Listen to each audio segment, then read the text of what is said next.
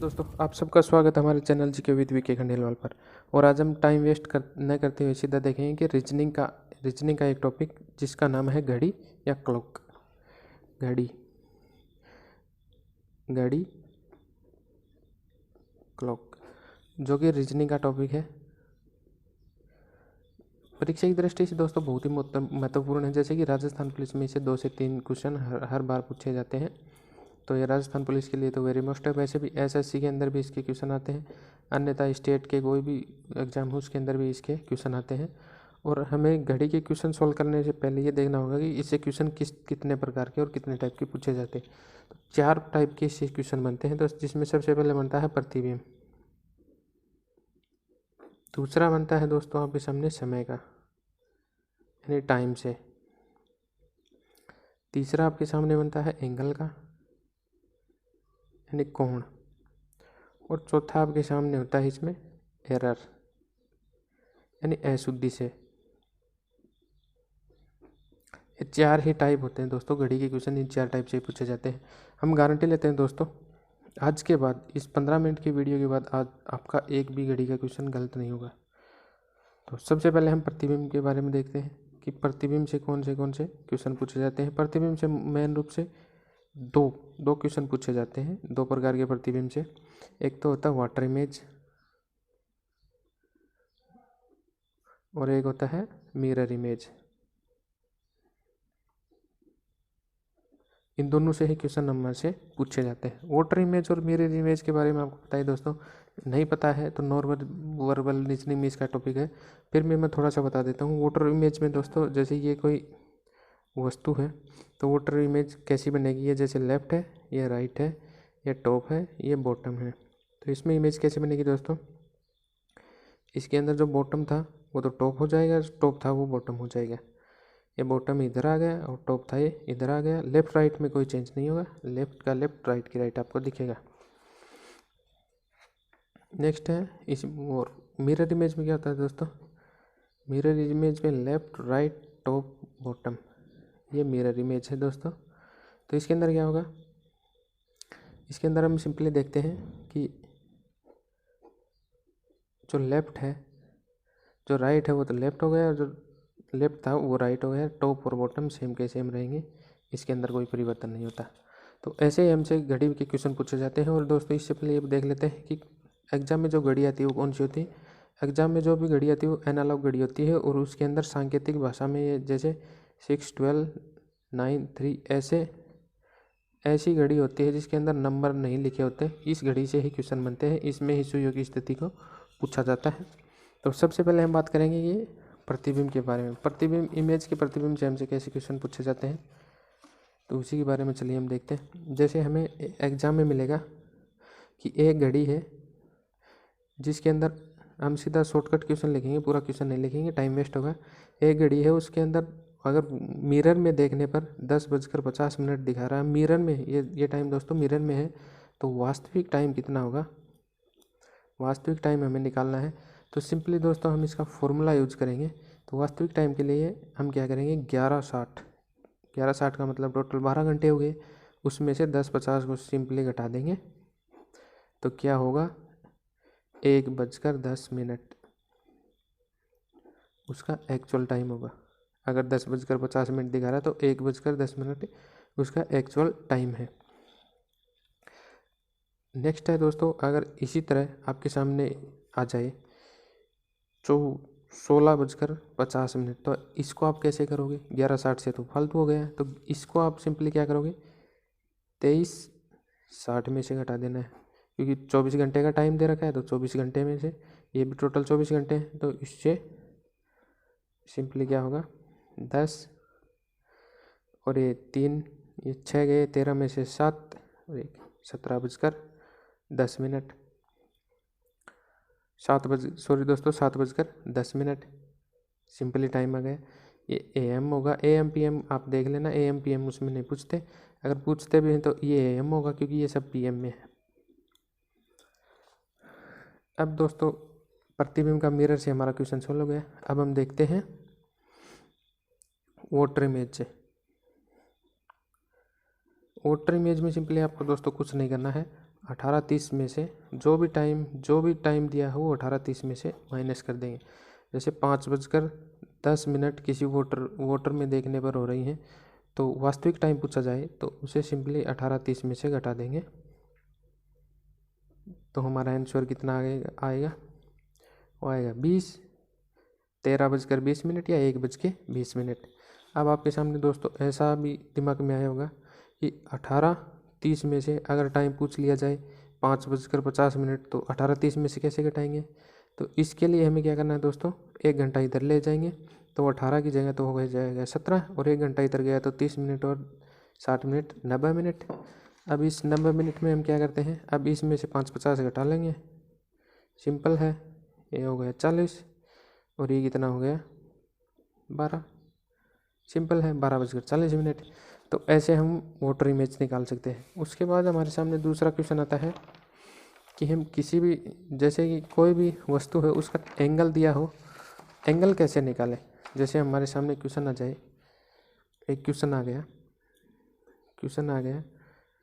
7:30 पर इसमें दोनों सुई कौन सी है दोस्तों, मिनट और घंटे, मिनट और हावर की सुइयों के बीच का कोण। तो हमें इसके बीच का कोण ज्ञात करना है। तो इसके लिए सिंपली हमारे पास दोस्तों एक फॉर्मूला है, वो है 60 घंटे 11 मिनट बटे में 2। इससे हम इसका सॉल्व कर लेंगे। तो घंटे की जगह हम 60, आवर की जगह हम 7 रखते हैं और माइनस करते हैं 11, मिनट की जगह हमारे सामने 30 दिया हुआ 30 रखते हैं और सिंपली हम इसे 2 से डिवाइड कर देते हैं। अब हम देखते हैं कि 420 माइनस 330 बटे में 2 बराबर होगा दोस्तों 90/2, यानी 45 डिग्री कोण। मतलब 7:30 बजे दोनों सुइयों के बीच का कोण कितना होगा दोस्तों, 45 डिग्री। ये हमारा आंसर आ गया। ऐसे ही अगर हम सोल्व करें, हमारे से पूछ लिया जाए कोई भी मान लीजिए जैसे 5:40 पर दोनों सुइयों के बीच का टाइम, तो हम सिंपली क्या करेंगे, 60 घंटे की जगह 5 रख लेंगे और माइनस 11 इंटू मिनट कितनी है 40 बटे में 2। अब हम क्या करते हैं दोस्तों, सिंपल है, ये हो गया 300 माइनस 11 चौक 44, ये हो गया 440/2। अब हम इसमें क्या करेंगे दोस्तों, ये माइनस है तो हम अब 300 में से 440 घटता नहीं, तो ये माइनस का निशान नहीं होता, ये ऐसे होता है माइनस प्लस। आगे इसमें कभी भी माइनस नहीं आएगा। 300 में से 400, अब क्या करेंगे, 300 में से 400 माइनस में नहीं लिखेंगे, 440 घटाकर सिंपली इसे पूरा लिखेंगे हम। तो ये आएगा 140 बटे में 2, ये कितना होगा 70 डिग्री।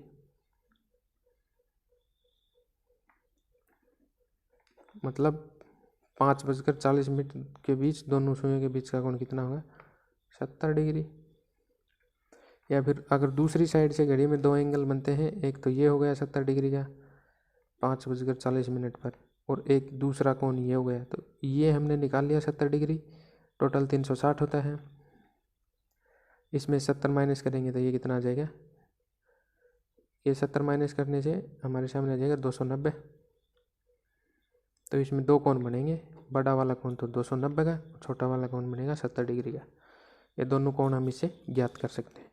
तो अब हमने देखा कि हमने कोण भी ज्ञात कर लिए। अब हमें कोण दे दे और टाइम पूछ ले तो वो कैसे ज्ञात करते हैं वो भी देखते हैं। अगर हमारे सामने एक क्वेश्चन आ जाए कि किसी घड़ी में, सॉरी दोस्तों दिखाई नहीं देता, किसी घड़ी में 7 और 8 के बीच 45 डिग्री का कोण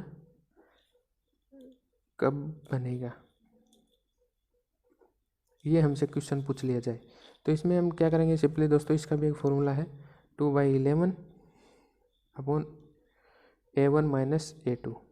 इसके अंदर हम देखेंगे कि A1 है, A1 होता है हमेशा पहला नंबर, जो टाइम हमें दिया है उसका पहला नंबर। तो A1 हमारा यहाँ पर होगा 7 और A2 है वो है गिवन एंगल, जो एंगल दिया गया है वो A2 होगा हमारा।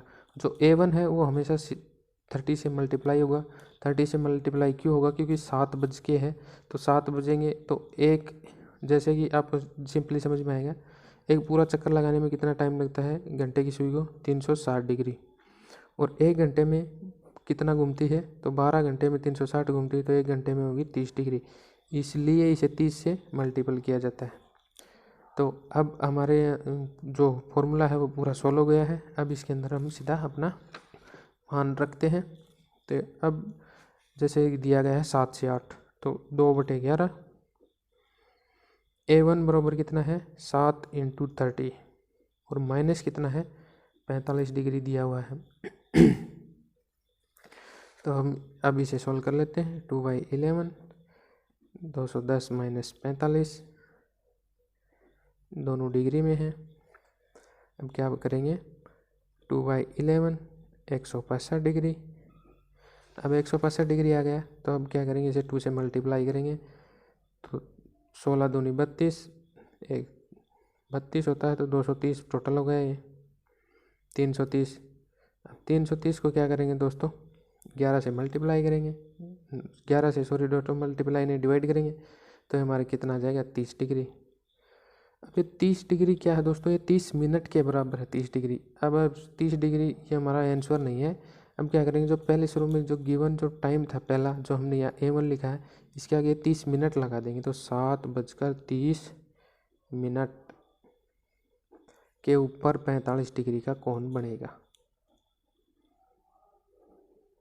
ये हमारा आंसर होगा।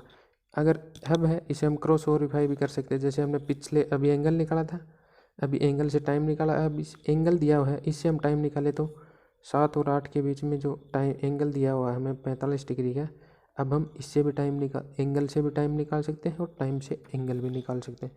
दोनों क्वेश्चन ऐसे ही हम सोल्व कर सकते हैं। अभी हमने पीछे क्या है कि इसी को एक एंगल निकाला था, जैसे निकाल कर देख लेते हैं। 7.5 का एंगल निकालते तो वो वही फॉर्मूला यूज करते हैं हम। 60 घंटे माइनस 11 मिनट अपॉन 2। 7.5 का 45 डिग्री पे, ये 45 डिग्री दिया हुआ था अभी हमें इस क्वेश्चन में। अब हम इसे निकाल कर देखते हैं, क्रॉस वेरीफाई करते हैं कि ये सही है गलत है। तो 7:30 बजे हमारा टाइम आया है तो 7:30 में से पहला हावर कितना हुआ? 7 और मिनट हुए 30 अपॉन 2। ये क्या होगा? 420 माइनस 333 अपॉन 2 बराबर ये आएगा 90 अपॉन 2 या 45 डिग्री। तो अभी हमें एंगल दिया हुआ था, एंगल से हमने टाइम निकाला। अभी हमें टाइम दिया हुआ तो इस टाइम से हम एंगल निकाल सकते हैं। तो दोनों क्रॉस वेरीफाई करके हम इसे सीख सकते हैं। ये हमारे 3 प्रकार के क्वेश्चन सॉल्व हो गए। सबसे पहले हमने क्या सॉल्व किया? प्रतिबिंब वाला। दूसरा हमने सॉल्व किया है एंगल वाला। तीसरा हमने टाइम वाला। तो ये तीनों सॉल्व हो गए। वाटर इमेज, सबसे पहले वाटर इमेज, फिर ये क्या था? Mirror image. वाटर इमेज में क्या कर रहे हैं? 18:30 में से घटाते हैं हम, और मिरर इमेज है उसमें क्या करते हैं? 11:60 में से घटाते हैं या 23:60 में से घटा देते हैं। एंगल में हम क्या करते हैं? 60 घंटे 11 मिनट अपॉन 2 वाला फॉर्मूला यूज करते हैं। और जो टाइम है उसके अंदर हम क्या करते हैं? 2/11 A1 माइनस A2। ये 4 फॉर्मूले हैं दोस्तों। इससे आप घड़ी का सभी क्वेश्चन सोल्व कर सकते हैं। इससे बाहर आपका एक भी क्वेश्चन नहीं आएगा। थैंक यू दोस्तों। आपको वीडियो अच्छा लगा तो लाइक शेयर एंड सब्सक्राइब जरूर करें।